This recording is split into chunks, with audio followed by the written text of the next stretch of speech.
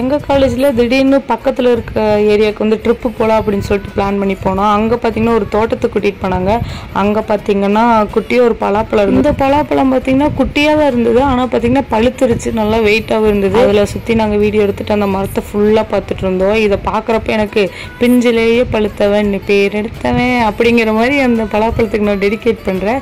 அப்புறம் பார்த்திங்கன்னா ஒரு பப்பாளி மரம் இருந்தது. இது பார்த்திங்கன்னா என்னோட ஹைட் கூட இல்லை, ஆனால் அதில் பப்பாளி பழம் வந்துருந்து, ஆனால் வந்துட்டு அது கொஞ்சம் காயாக இருந்தது. சரி வேற என்னெல்லாம் இருக்குன்னு சொல்லி சுற்றி பார்த்துட்டு இருந்தோம். பார்த்தா கை கழுவுற இடத்துல சாப்பிட்டு கை கழுவுனா அங்கே பார்த்தீங்கன்னா மாங்காய் மரம், 2 மாங்காய் மரம் இருந்தது. அது நானும் அது சரண்யாவும் அப்படின்னு சொல்லி சிரிச்சுட்டு அதுக்கப்புறம் நாங்கள் ஃப்ரெண்ட்ஸோட கிளம்பிட்டோம். இங்கே பார்த்தீங்கன்னா எங்களுக்கு எல்லாத்தையும் ஆட்டோவில் கூட்டிகிட்டு போயிருந்தாங்க.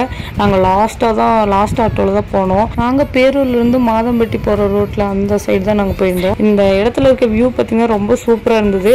வழக்கம் போல் என்ன நானும் சரண்யாவும் கிரிஞ்சித்தனமாக இந்த மாதிரி வீடியோலாம் எடுத்துகிட்டு ஜாலியாக ஒரு விளாக்லாம் பண்ணிட்டு அப்படியே நாங்கள் கிளம்பிட்டோம்.